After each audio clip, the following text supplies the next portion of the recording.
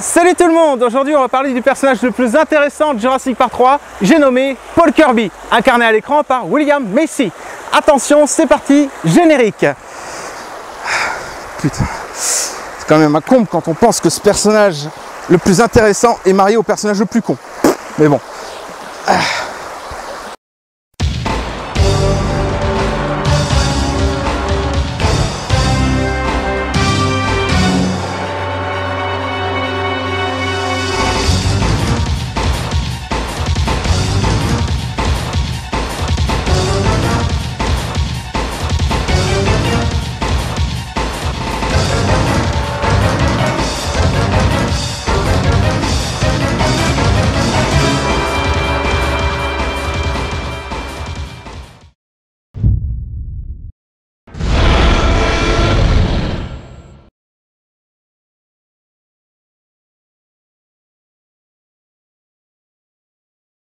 Première apparition de Paul Kirby sur le chantier de fouille, sous la tente avec Grant et Billy.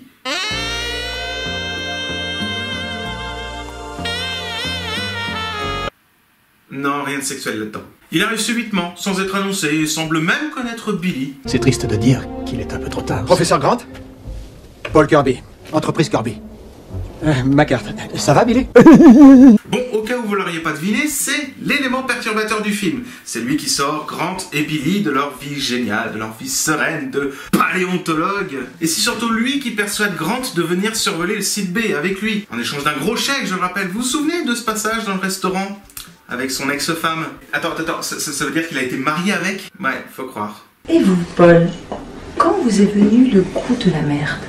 Bref, on pouvait pas être plus clair, autant lui coller élément perturbateur sur le front, au moins ça, c'est posé. On va sauter directement au moment où l'avion se crache, parce que pareil, ça vaut pas le coup de s'attarder sur toutes les apparitions de Paul Kirby. Lors de l'attaque de l'avion au sol par le Spinosaure, il court chercher son ex-femme qui s'est enfuie. Est-ce un élan de courage? Ah non, me fait signe qu'il vient de faire demi-tour. Oh putain, moi personnellement j'adore ce passage. On apprendra plus tard qu'il a menti à tout le monde, hein. Il est en fait à la recherche de son fils disparu. Il a fait des chèques en bois à tout le monde, notamment à Grant.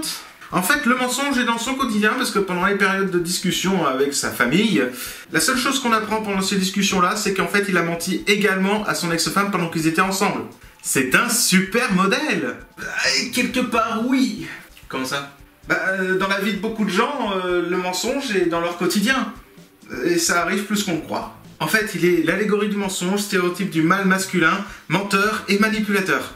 Que j'aime l'humanité. Toi, au moins, tu me tromperas jamais. T'es mignon, toi. Non, humain, c'est toi qui m'appartiens. Il reste néanmoins le personnage le plus intéressant du film. Le seul, en tout cas, auquel je me suis vraiment intéressé et attaché, au final. Attends. T'es en train de nous dire que c'est un des points positifs du film? Comme quoi, tout arrive. Même s'il reste très neuneux par moment. Bon, déjà, le premier point positif de Paul Kirby, c'est qu'il arrive à rabattre le caquet de sa femme. Crier, le professeur Grant dit que c'est un territoire très dangereux. Écoute, Grant dit que c'est une... le professeur Grant dit ceci. Bah ça sert à quoi alors d'engager un expert si on ne suit pas ses conseils? Oui. Très bien, alors vas-y, hurle. Seulement si le tricycloplote t'attaque, ne viens pas pleurer sur moi. Et rien que pour ça, je l'aime beaucoup. Vraiment. Et je pense que rien que pour ça, vous devez l'aimer aussi. Mais pour une deuxième raison, c'est surtout que c'est le personnage que l'aventure fait le plus changer. Il passe d'un menteur manipulateur à un mouton un peu neuneux. Vous savez, ce personnage qui suit bêtement les autres sans réfléchir par lui-même et qui reproduit les mêmes conneries que les autres. Rappelez-vous, elle avait essayé de décrocher un téléphone en espérant avoir de la tonalité alors qu'il n'y a pas de courant. Et ben lui, il essaye de prendre un truc au distributeur. Toujours sans courant. Non mais allô, crétin! Il n'y a toujours pas de courant! Donc, pas de distributeur! Ce distributeur va aussi bien marcher que le téléphone fixe de ta femme Amanda! Non! Ex-femme. Ta gueule. À ce stade du film, il n'arrive pas à réfléchir par lui-même. Il voit Billy défoncer le distributeur d'à côté avec sa jambe et essaye d'en faire de même, manque de bol. Ça marche pas. Du mouton un peu neuneux, il va passer au stade du berger, ayant quelques idées un petit peu brillantes et prenant quelques initiatives. Mais un berger très dégueulasse. Bah oui, c'est vrai quoi. Paul pisse en amont et Billy boit en aval. C'est dégueulasse. Cette eau est légèrement chaude et a un drôle d'arrière-goût. Vous êtes vraiment dégueulasse, Paul. Mais ça me plaît. Eric est un garçon intelligent. Il a sûrement déjà compris qu'il aura plus de chance sur la côte. Il doit savoir que les gros dinosaures sont au centre de l'île. N'est-ce pas? Eh ben non, il est resté captif dans un camion-citerne pendant près de 8 semaines. tu surestimes un petit peu trop ton gosse, mec. N'oublie pas aussi que c'est le fils de ton ex-femme et que par conséquent son intelligence est un petit peu biaisée. Mais au moins, chose positive, on n'entend plus ton ex-femme. Et merci beaucoup pour ça. Il y a le plein de carburant. Maintenant, on n'a plus qu'à voguer jusqu'à la côte, trouver comment faire un signal. Peut-être un feu ou je ne sais pas, quelque chose qu'on puisse voir du ciel.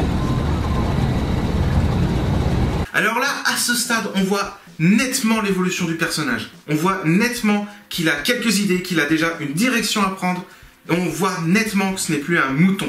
Son ex-femme aussi, elle remarque. Vous savez, en le regardant avec ses yeux de merlan frit. Si Amanda est capable de le voir, je pense que n'importe quel spectateur peut également. Puis du berger un peu intelligent et dégueulasse, il arrive au stade ultime et final du héros. Il sauve sa famille en détournant l'attention du spinosaure au péril de sa vie, il a failli mourir, et au moment où tout le monde y croit, il sort de l'eau avec une petite phrase pourrie, avec une petite vanne pourrie, histoire de faire retomber l'atmosphère.